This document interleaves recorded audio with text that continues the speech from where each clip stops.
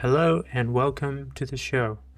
I'm Yi and I'm your host for Occupational Medicine Pearls podcast. Today we are taking a look at cadmium, a metal that sits quietly in the background of many industrial processes, but still carries significant implication for occupational and environmental health. Cadmium exposure can be very subtle, cumulative, and clinically challenging to interpret. So in this episode, we'll walk through what cadmium is and historical context and where the exposure occurs and how to monitor workers effectively and what health effects we need to recognize early. Let's get started. Alright, what is cadmium? Cadmium's chemical code is CAS 7440439. It is a soft, silvery, ductile metal, and it behaves chemically like zinc actually. It is quite ubiquitous in our environment and usually found whenever zinc is found. That includes in the soil, food, and aquatic systems.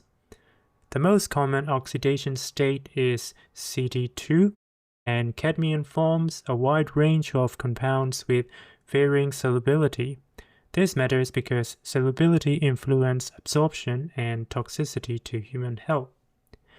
The workplace exposure standard for cadmium is 0.01 mg per cubic meter, which is not surprising. The next step is that we want to look at the historical perspective. In fact, you can call that having a colorful past. Cadmium was actually discovered by accident in 1817 by a German chemist, Friedrich Stromeyer, and he noticed that some samples of zinc carbonate were turning yellow when heated, something pure zinc should not do. And when he chased down that impurity, he realized he found a completely new metal. The metal was cadmium. And then cadmium quickly found its way into everyday life. In the late 1800s and early 1900s, it became famous for its vivid pigments, cadmium yellow, red, and orange. These colors were incredibly stable and became favorites of artists like Van Gogh. But as industry expanded, so did cadmium's footprint. By mid-20th century, it was everywhere, in electroplating, alloys, and especially nickel-cadmium batteries. I still remember them as a child, seeing them in the batteries. With that come rising occupational and environmental exposure.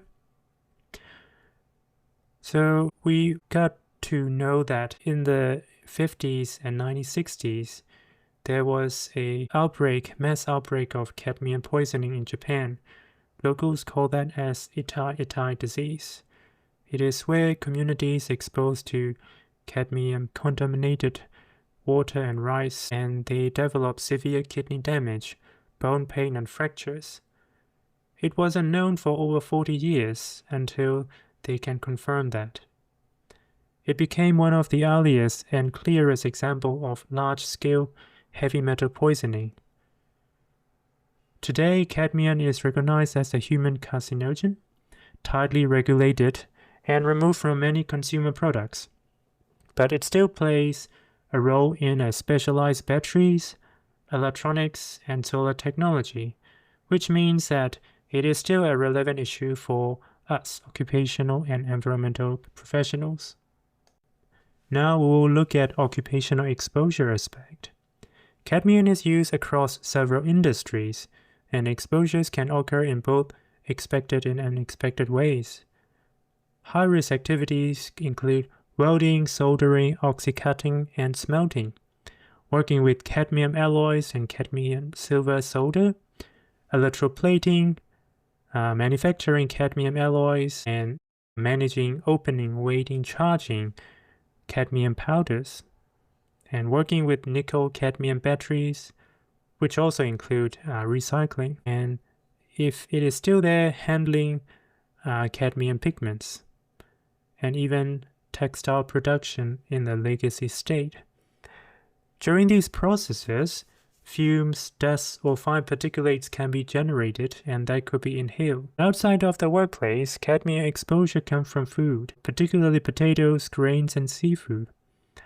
The toxicity will depend on if these products are contaminated by cadmium from the soil and the water. So cadmium accumulates in the soil through superphosphate fertilizers, and plants absorb and retain it. Another major confounding factor in our occupational health is tobacco. Tobacco is a major contributor, and smokers consistently have higher cadmium level burdens. We need to consider about health monitoring before a worker starts the role that has cadmium exposure or cadmium-related risk. So we follow general framework for pre-employment medicals, but in particular to cadmium, we have to assess about their respiratory health, check with the spirometry, and previous work with cadmium exposure. For the kidneys, we have to check with urinary cadmium and beta-2 microglobulin to get a baseline level. We also need to check smoking history, obviously, and any history of sensitization. So they will form the basis for interpreting any ongoing exposure. Once a worker is exposed or in the process of working, the health surveillance are usually done yearly. So we need to know how cadmium is metabolized to make the best use of. So cadmium is absorbed through the lungs. In fact, about half of them are taken up from there. Our gastrointestinal tract can also absorb that, but it is much lower in the occupational setting. Once it is absorbed, they accumulate in the kidney and liver, and they are metabolized there. But the excretion is very slow.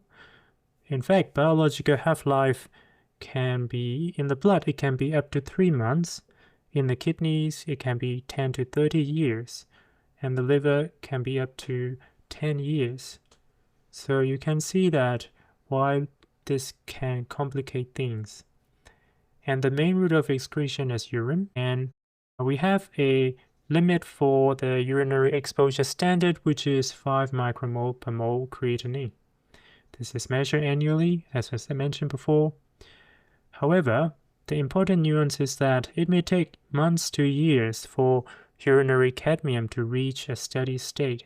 So in the first year of exposure, urinary cadmium may not reflect true to the actual body's burden. We can also consider use of beta-2 microglobulin alongside the urinary cadmium, which may show if there is any early damage to the kidney tubules. However, as we know that it is not a specific indicator for cadmium damage, it can also be elevated by other causes of the kidney disease, but it is useful for the early marker. Another biological marker we can consider is blood cadmium level. It may reflect exposure over the previous 3 to 6 months and may be more useful in the early exposure period. And usually 5 microgram per liter is commonly used. In the every period in medical, we also need to consider their overall health, any physical examination finding, respiratory function, and smoking assessment. We also need to consider when to remove a worker from work. This is quite easy to say on paper, but because of the slowness of the symptoms, it can be quite complex. So if we have suspicion that a worker is exposed and experiencing cadmium-related toxicity, we will need to remove them from exposure and need to review the controls. We need to do it even if other non-occupational factors are in play to make everyone safe at the workplace. Health effects of cadmium.